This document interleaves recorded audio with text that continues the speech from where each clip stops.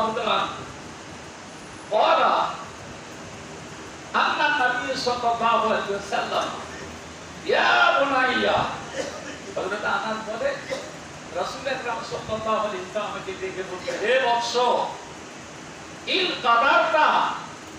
আতুসবিহা ওয়া তুমশিয়া হে আনাস তোমার যদি শক্তি থাকে তাহলে এক সকাল এবং সকাল থেকে সন্ধ্যা অর্থাৎ এইটা মুহাদ্দিসিনে কেরামরা ব্যাখ্যা করেছেন সকাল থেকে সন্ধ্যা মানে জীবনের শুরু থেকে শেষ পর্যন্ত কখন জীবনের শুরু থেকে শেষ পর্যন্ত এই কথাটি বলার পর বলতেছেন কি লাইসা ফি কালবিকা গাসসুন তোমার অন্তরের মধ্যে কোনো প্রতারণা রেখো না তোমার অন্তরের মধ্যে কোনো হিংসা রেখো না তোমার অন্তরের মধ্যে দেশ রেখো না একেবারে খালেস হয়ে দাও একেবারে নির্ভেদা অন্তর বানিয়ে ফেলো অন্তরটাকে খাঁটি করো এই কথা অবস্থা তুমি করতে পারো ফাল তাহলে তুমি এই কাজ করো কথাটি বলার পর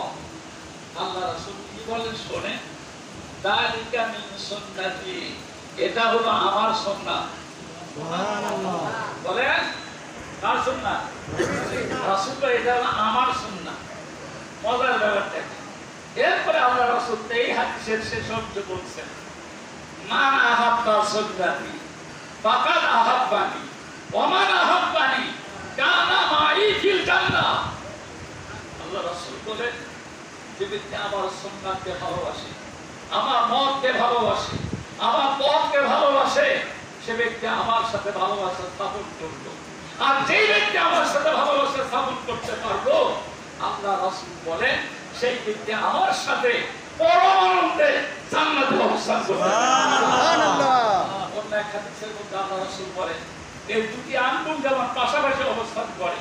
যারা আমার সাথে ভালোবাসা স্থাপন করে তারা এই দুটি আঙ্গুলের মধ্যে আমার সাথে ভালোবাসা অবস্থান করবে সুবহানাল্লাহ সম্মানিত ভাইরা কথা হলো আমরা ওইখানে আজকে দেখেন বহু জায়গায় হযরতের মুখে এই অংশটা শোনা যায় মান আহাব্বা সুন্নতি ফাকাদ আহাব্বানি ওয়া মান আহাব্বানি কানা মাই ফিল জান্নাহ এই অংশ শোনা যায় আগের অংশ শোনা যায় আগের অংশে কি বললেন লাইসা ফি কালবিকা গাসসুন তোমার অন্তরে মধ্যে ঘৃণা রেখো না বোধ রেখো না হিংসা রেখো না কি অবস্থা আমাদের অন্তরে হিংসা যদি থাকে দেশ যদি থাকে আমাদের অন্তরে যদি প্রতারণা থাকে আপনি বলেন আমি কি রাসূলের প্রেমিক হতে পারবো না আল্লাহ